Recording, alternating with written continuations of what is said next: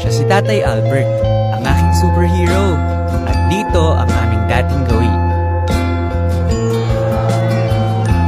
Nandiyan siya palagi, sa lahat ng bagay. Laging kasama. Siya ang lakas ng aming pamilya. Pero isang gabi, umuwi si Tatay Albert. First time kong nakita siyang ganun. Mula noon, marami nang nagbago. Bakit? Dating gawin. Rapok muna kayo na. Hello po. Kaya ko po yun. Lumalang ang pagsasama namin ni Tatay Albert. Hanggang nakasanayin ko ng isa.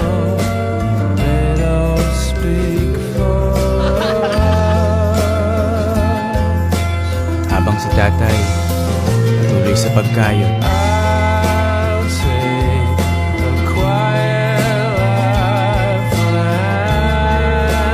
kahit di na siya kasing lakas ng dati, hanggang sa dumating na yung araw na kailangan na namin maghiwalay. Alam sa daming ko eh. Like ka ba na? Para sa pasukan mo na. Ay, Tay! Ito po ba yung latest na cellphone?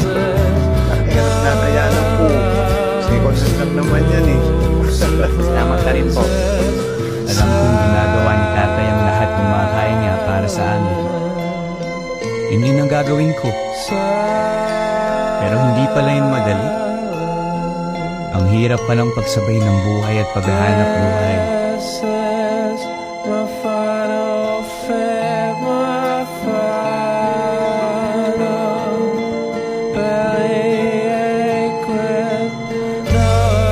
Uy, paano ba to?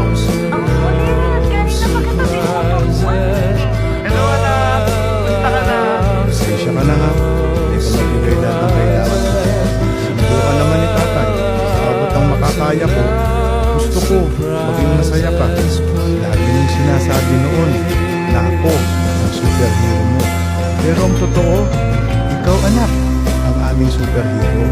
Ikaw ang dahilan kung bakit kami lumalaban. Bakit ako malakas. Malakas ka rin ang puti anak. Kakayanin ni tatay ang lahat. Ano pa ba? Diba superhero tayo?